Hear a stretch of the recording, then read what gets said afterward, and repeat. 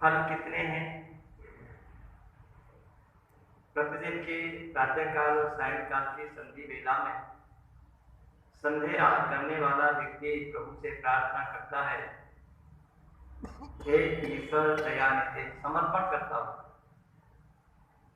और प्रार्थना भी उसी की सुनी जाती है जो समर्पित होता है।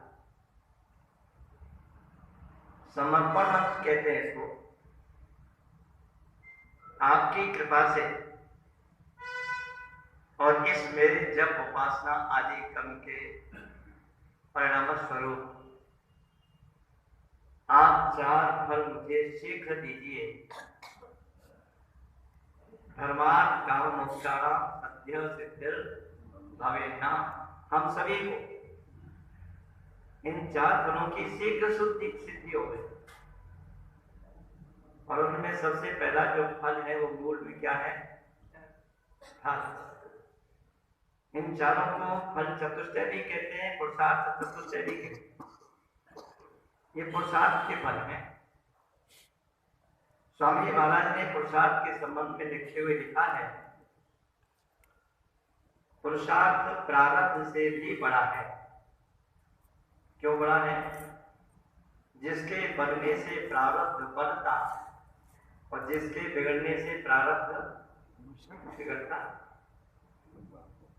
एक कवि और लिखता है, पुरुषार्थ ही इस दुनिया में हर कामना पूरी करता है।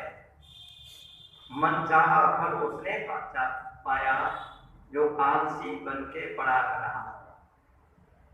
आलस्यो है मनुष्याणाम शरीरस्थो माने। सबसे बड़ा हमारा अगर कोई शत्रु है तो कौन है? आलस्य है। और वो बाहर से आक्रमण नहीं करता, वो अंदर से करता है। आचार्य जी भी कल अंदर की बात कह रहे। बाहर से तो व्यक्ति एक बार बनता है, लेकिन अंदर से उन्होंने अपने प्रसंग में कहा था 14 बार बनना है। ये आलस्य रूपी शत्रु भी अंदर बैठा हुआ है।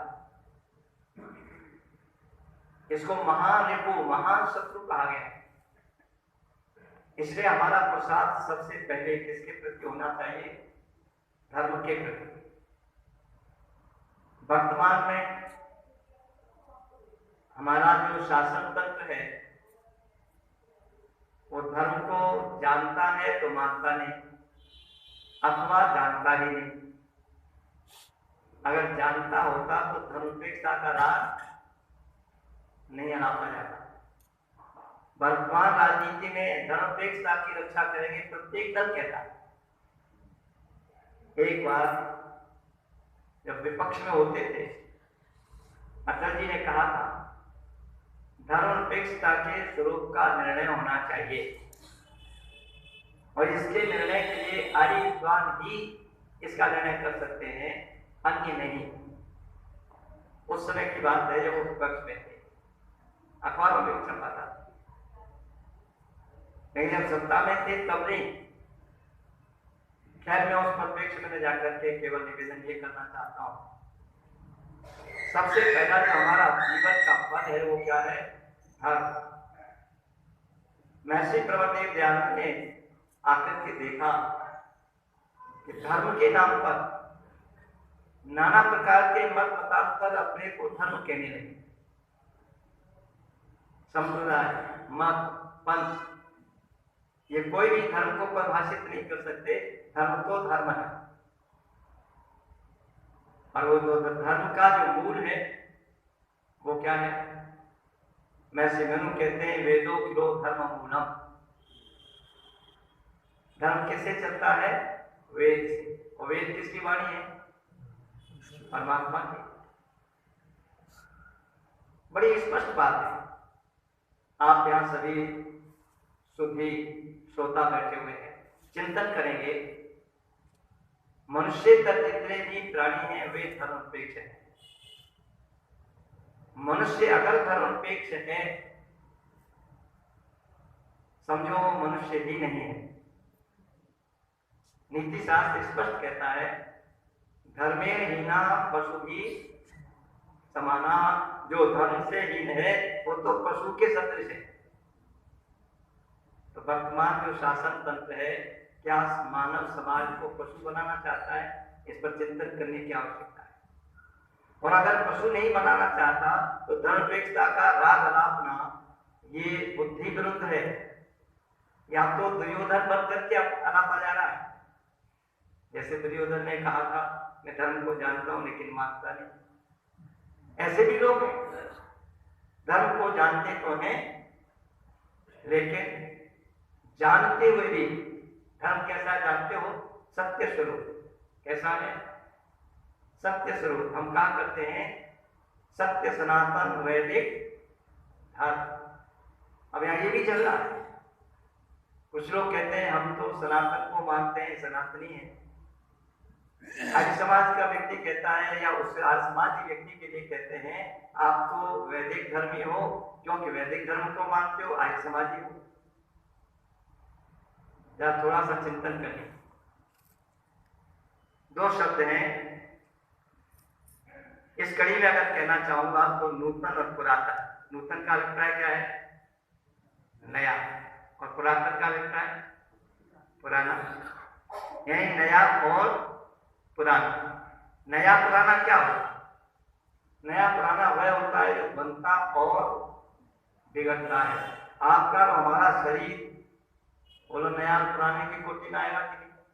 ये भवन नए पुराने की कोटि में आएगा कि नहीं? नए की अपेक्षा से पुराना और पुराने की अपेक्षा से नया। जो ना नया है और ना पुराना है उसका नाम क्या है? आप सबका आत्मा बोलो नूतन है कि पुरातन? क्यों जी? सनातन है। न किसी का नया है न किसी का पुराना है। शारीरिक दृष्टि से तो हमको नूतन पुरातन कहा जा सकता है लेकिन आत्मा हमारा सबका सनातन है। वेद का ज्ञान सनातन जो पूर्व कल्पों में था, सृष्टियों में था, वही वर्तमान सृष्टि में है। और जैसा वेद का ज्ञान वर्तमान सृष्टि में है वैसा ही आगे की सृष्टियों में भी रहेगा। वेद स्वतः स्वयं कहता है यथा पूर्वम अकल्पयत्। जैसा पूर्व सृष्टि की रचना की थी, पूर्व सृष्टियों में वेद का ज्ञान दिया था, वैसा ही परमपिता परमात्मा ने वर्तमान सृष्टि की रचना की है। और वर्तमान सृष्टि को भोगने का, वर्तमान सृष्टि के सदुपयोग करने का, आत्मा के लक्ष्य की प्राप्ति का जो संविधान दिया है वेद के रूप में, वो क्या है? सनातन। अब आप समझ लीजिए जो न नूतन है न पुरातन, कैसा है? सनातन। और सनातन क्या है? वैदिक। वेद सनातन है और वेदानुकूल जो व्यवस्था है वो सनातन है। इसलिए वेद को जानता और मानता है वह पक्का सनातनी है, क्योंकि सनातन को जानता और मानता है। बाकी तो सब सनातनी है। लोग सनातनी का नहीं बची है। अरे जो वैदिक है वही सनातन है, जो सनातन है वही वैदिक। इसलिए धर्म वेद से चलता है। वेदो खिलो धर्म मूलम। इस धर्म का मूल क्या है? वेद है। और वेद का मूल क्या है? वेद का मूल जिसने वेदों का वो प्रेरित किया आचार्य के अंतःकरण में, इसका मूल कौन हुआ? ईश्वर, जिसे आदि गुरु कहेंगे इस सृष्टि का। महर्षि प्रभुदेव दयानंद ने आज समाज के पहले नियम में ही स्पष्ट कर दिया है। सब शक्ति विद्या जो पदार्थ विद्या से जाने जाते हैं उन सबका आदि मूल परमेश्वर है। एक प्रश्न करता और भी आगे पूछता है परमेश्वर का मूल क्या है? तो दर्शनकार उत्तर देते हैं तन मूलम अमूलम। वह परमपिता परमात्मा तो सबका मूल है लेकिन उसका मूल कोई क्यों जी? वो कैसा है? अमूल। अच्छा, मार्केट में अमूल दूध मिलता है क्या? क्यों जी? मिलता है ना? नाम है ना अमूल, अमूल घी। अच्छा, हो सकता है? ध्यान रखिए।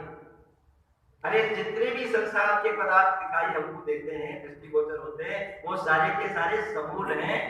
बिना मूल के तो वो हो ही नहीं सकते। सबका आदि मूल क्या है? परमेश्वर। परमेश्वर है, परमपिता परमात्मा है। ऐसा धर्म सापेक्ष मनुष्य होता है, क्योंकि मनुष्यत्व धर्म, जिसकी मैं कल थोड़ी सी चर्चा कर रहा था, महर्षि प्रवरदेव दयानंद ने मनुष्यत्व धर्म की परिभाषा करते हुए लिखा, मनुष्य उसी को कहना। आप सब क्या है बोलो? अपने को मनुष्य कहते हो कि नहीं? अच्छा, मनुष्य जब कहते हो तो फिर वेद को ये कहने की आवश्यकता क्यों पड़ी? मनोभाव है संसार के लोगों, तुम क्या बनो? मनुष्य बनो। डॉक्टर को ये कहा जाए, डॉक्टर टू डॉक्टर बन, इंजीनियर टू इंजीनियर बन, तो इसमें कुछ विशेष है। विशेष क्या है? अरे इंजीनियर होकर के अपने कर्तव्य का पालन करता है, डॉक्टर अपने कर्तव्य का पालन करता है, तब तो उसका डॉक्टर या इंजीनियर या अन्य कुछ होना सार्थक है। और अपने कर्तव्य का पालन नहीं करता तो निरर्थक है। ये कहने की आवश्यकता इसलिए हम केवल आकृति मात्र से अगर मनुष्य होते तो वेद ऐसा उपदेश न करता, मनोभाव, तो मनुष्य बनो। मत्वा कर्माणि सिद्ध्यति, जो मननशील होकर के ही कर्मों को करते हैं या मननशील होकर के ही कर्मों को करता है, वो कौन है? मनुष्य। इसी महर्षि दयानंद लिखते हैं, मनुष्य उसी को कहना जो मननशील होकर, यानी विचारशील होकर बुद्धि से विचार कर सके, तर्क की कसौटी पर कस सके।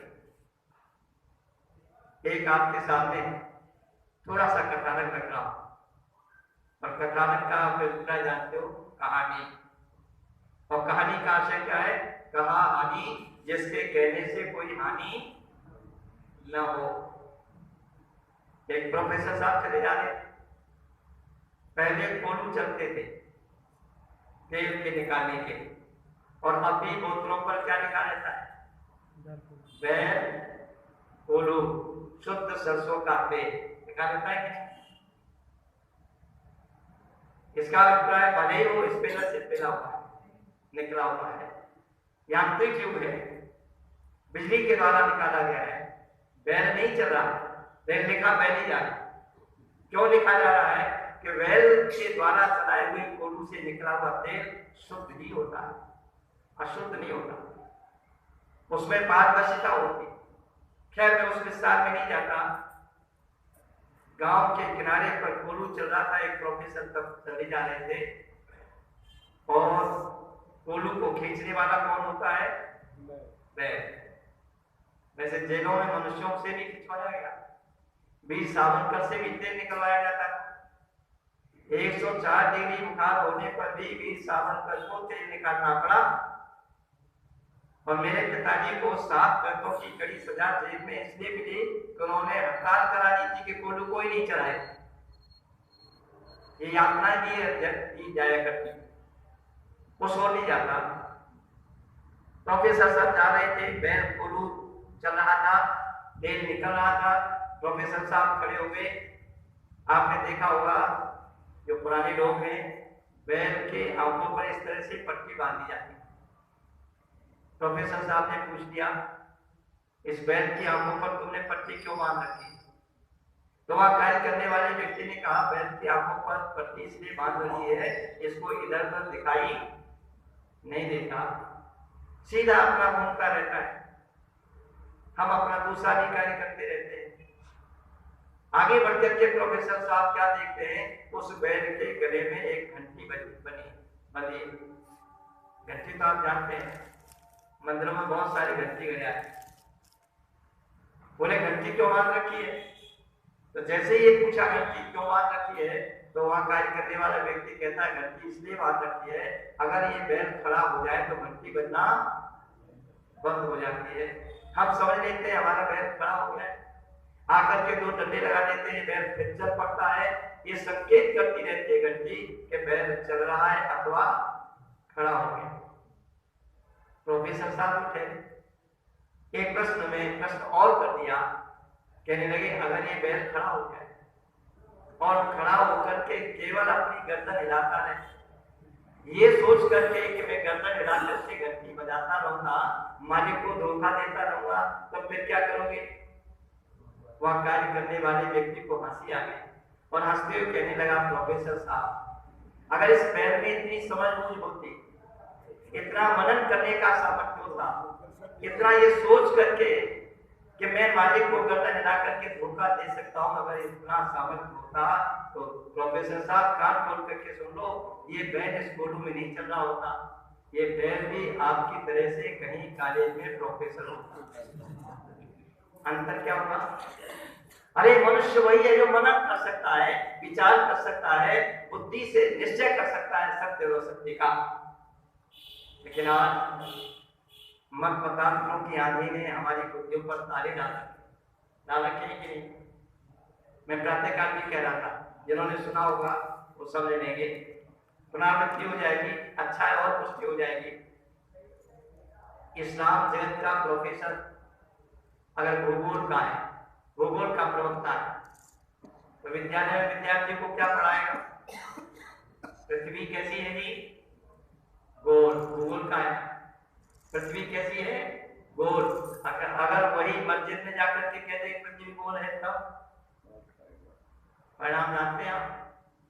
फतवा जारी हो जाएगा, शरीयत के खिलाफ है। इसी प्रकार से ईसाई धर्म का व्यक्ति चर्च में जाकर के कहते तो कहते हैं बाइबल के खिलाफ हो रहा है, वहां तो पृथ्वी चमकी है, गोल नहीं है। इस तरह से मतमतांत्रों की आंधी ने हमारी बुद्धियों पर ताला लगा रखा है। मनुष्य की बुद्धि निश्चयात्मिका बुद्धि, बुद्धि का लक्षण करते हुए ऋषि कहते हैं जो सत्यासत्य का निर्णय कर सके, ऐसी बुद्धि है। और वो किसके द्वारा बुद्धि पवित्र होती है? तो महर्षि मनु कहते हैं बुद्धि ज्ञाने न शुद्ध्यति, बुद्धि की पवित्रता कैसे होती है? ज्ञान से।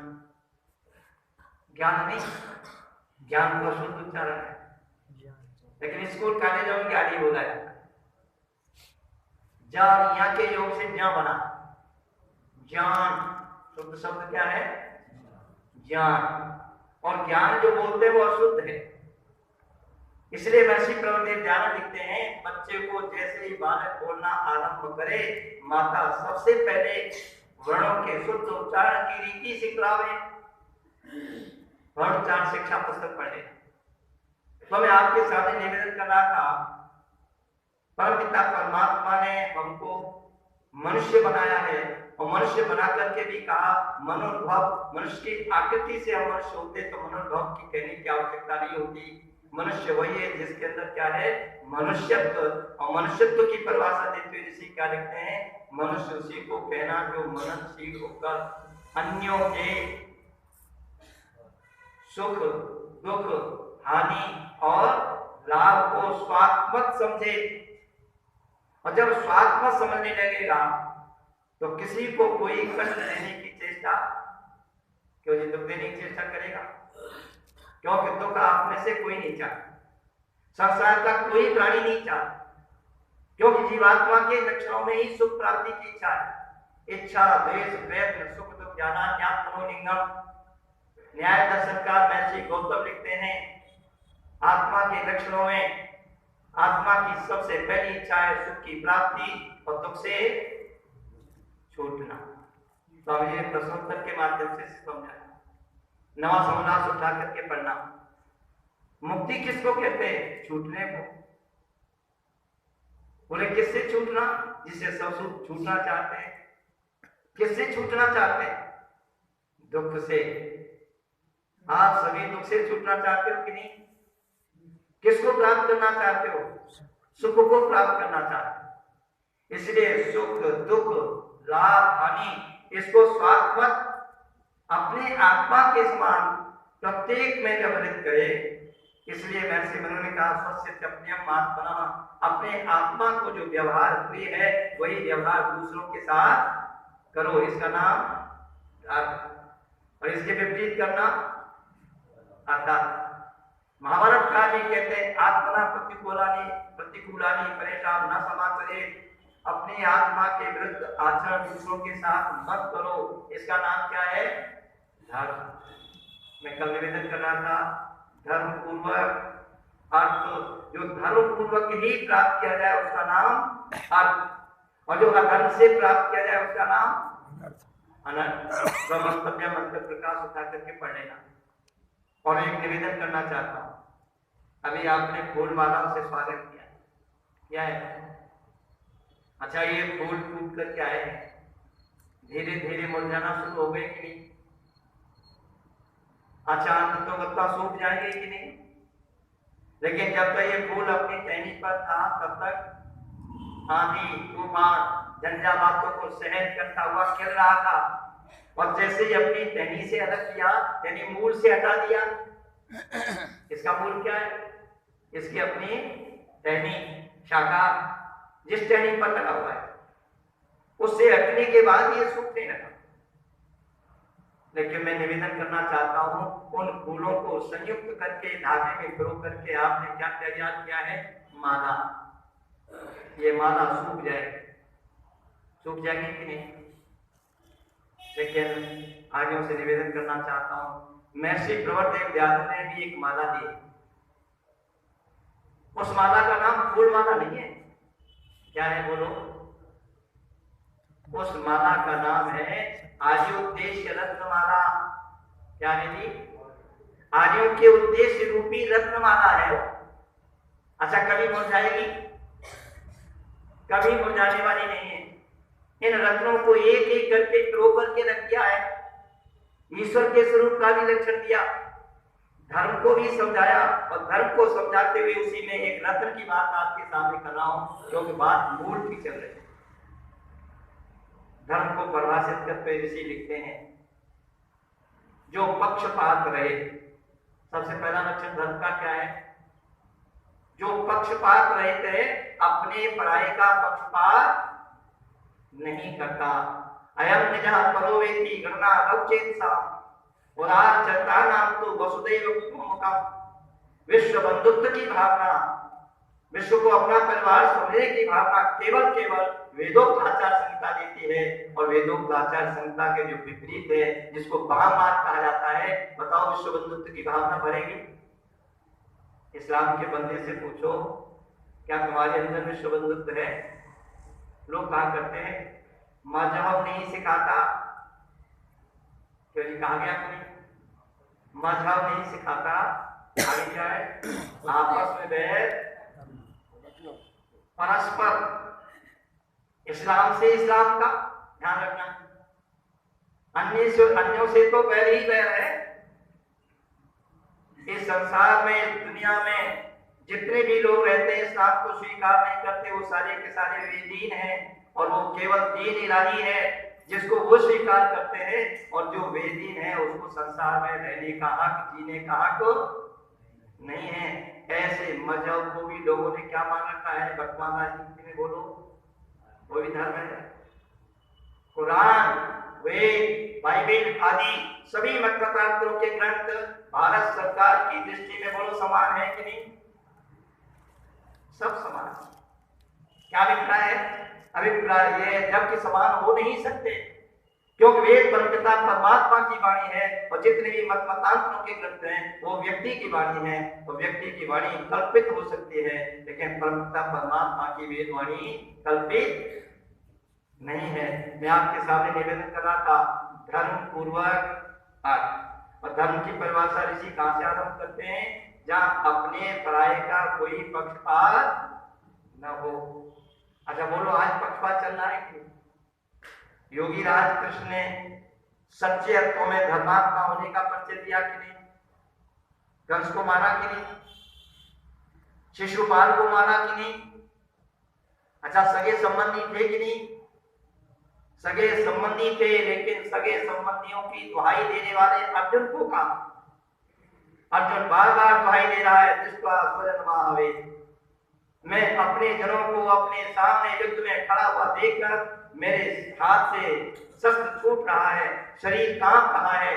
तो योगी राज कृष्ण कहते हैं, अर्जुन यहाँ प्रश्न स्वजनों का नहीं है, यहाँ प्रश्न स्वजनों का है। स्वजन अपना जन, स्वजन अच्छा जन। अरे तुझे तो ये देखना है इसमें धर्म के रास्ते पर कौन था। जो धर्म की रक्षा करता है, रक्षित किया हुआ धर्म उसकी रक्षा करता है, और जो धर्म को मार देता है, मारा हुआ धर्म उसको मार देता है। धर्म की दुहाई देने वाला भी एक महारथी हुआ महाभारत काल में। क्या नाम था उस महारथी का? धर्म की दुहाई दी थी। कब दी थी? जब अपना पहिया कीचड़ में फंस गया। समझ गए होंगे। कर्ण को बहुत सारे प्रसंग याद दिलाए, मैं उसको जाना नहीं चाहता, विस्तार हो जाए, समय भी नहीं होता। योगी राजकृष्ण कहते हैं, क्या कर्ण तू भी धर्म को जानता है? अगर तू धर्म को जानता होता और तूने उन प्रकरणों में धर्म की दुहाई दी होती तो आज तेरी ये अवस्था नहीं आती। तू तो धर्म को पहले ही मार चुका है। ये अर्जुन तो केवल निमित्त मात्र है, बहाना मात्र है। अरे तेरा मारा हुआ धर्म ही आज तो ये रणभूमि में मारा है, क्योंकि धर्म एवं तुरंते धर्मो रक्षति रक्षिता, जो धर्म की हत्या कर देता है, धर्म उसे मार देता है, और धर्म की जो रक्षा करता है, रक्षित किया हुआ धर्म उसकी रक्षा करता है। ऋषि लिखते हैं, जो पक्षपात रहित न्यायाचरण, क्यों जी? न्यायाचरण जानते हैं ना? न्याय पूर्वक ही आचरण, अन्याय जिस आचरण में न हो। अच्छा, रिश्वतखोरी का जहां बाजार घर में है वो न्याय होगा?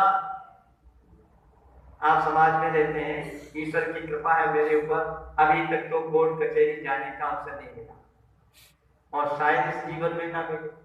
प्रभु से काम मैं यही करता हूं। वैसे नाम तो है न्यायालय। कभी व्यक्ति चांदी के सिक्के होते थे, सोने के सिक्के होते थे, उनको लेकर के पक्षपात कर देता था, तो लोग कहा करते थे, अरे तू तो चांदी के चंद टुकड़ों में बिक गया, अब तो चांदी के भी चंद टुकड़े नहीं है, अब तो कागज के टुकड़े। अच्छा, बिका है कि नहीं व्यक्ति? और जहां रिश्वतखोरी का बाजार धर्म है, दुनिया की कोई ताकत नहीं है जो समाज के अंदर न्याय स्थापित कर सके। बोलो। और न्याय का नाम धर्म, अन्याय का नाम अधर्म। ऋषि क्या लिखते हैं, जो पक्षपात रहित, जहां पक्षपात आ जाएगा वहीं अन्याय हो जाएगा, और जहां पक्षपात घट जाएगा वहां पर किसी प्रकार का कोई अन्याय नहीं होगा। योगी राजकृष्ण पक्षपात की बात नहीं करते। योगी राजकृष्ण जिन्हें घोष करते हुए कहते हैं, परित्राणाय साधूनां विनाशाय च दुष्कृतां धर्म संस्थापनार्थाय संभवामि युगे। मेरे जीवन का उद्देश्य धर्म की स्थापना है।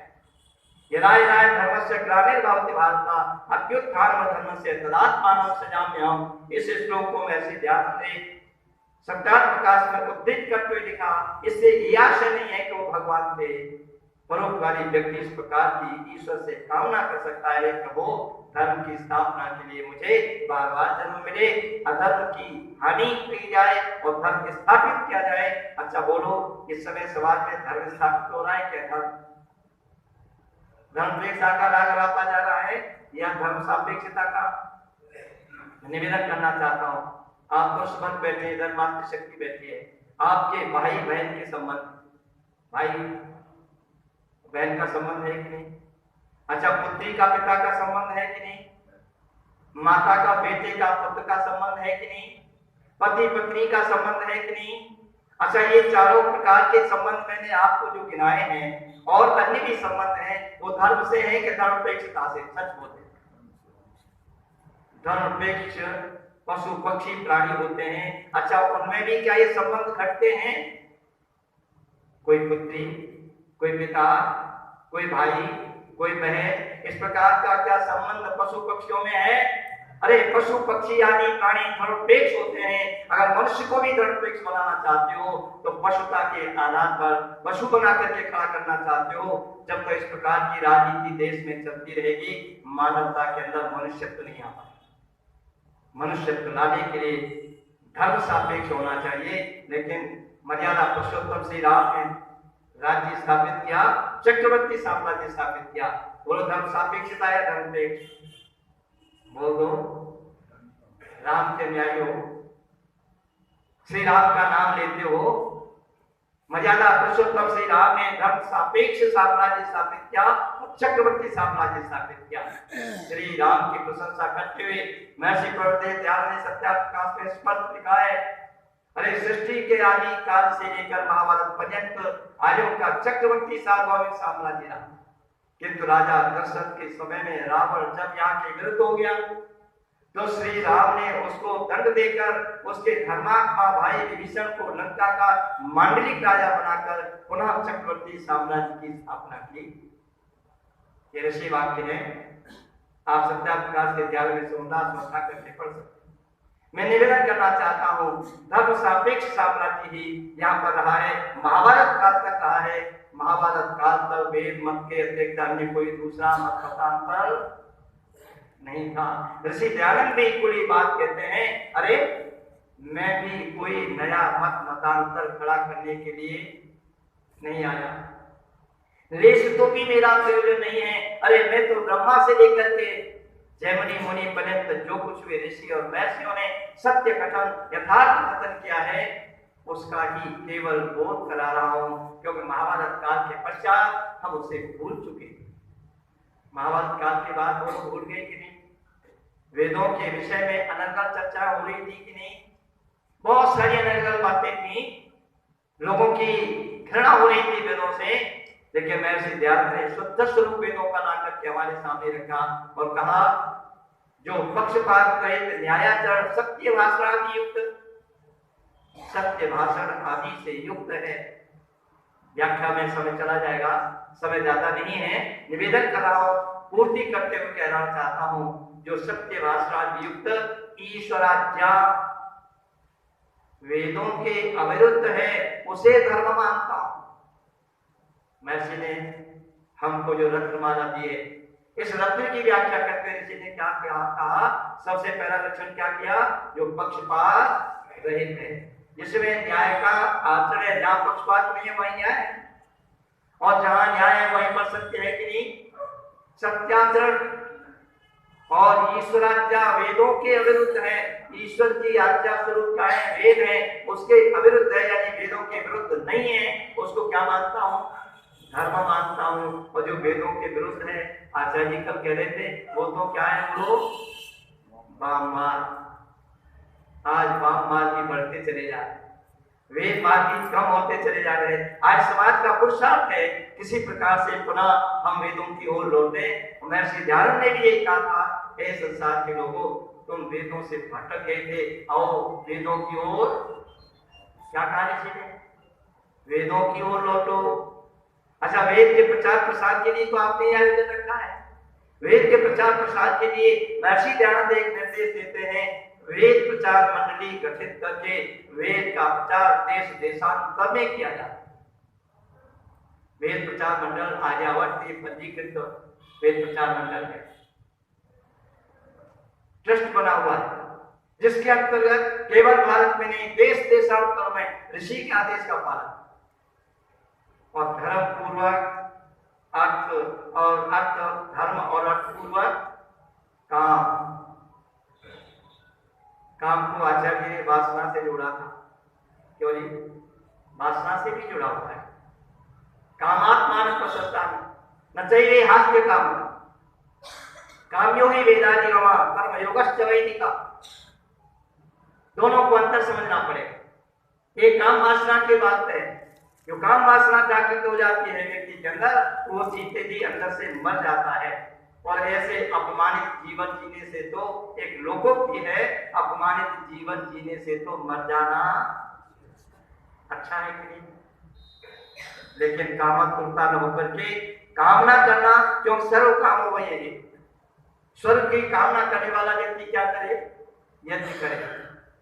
बिना कामी के तो वेदाधिगम काम्यो ही वेदाधिगम कर्म योगश्च वेदिकम। ये कर्म योग का तात्पर्य वहां काम से है।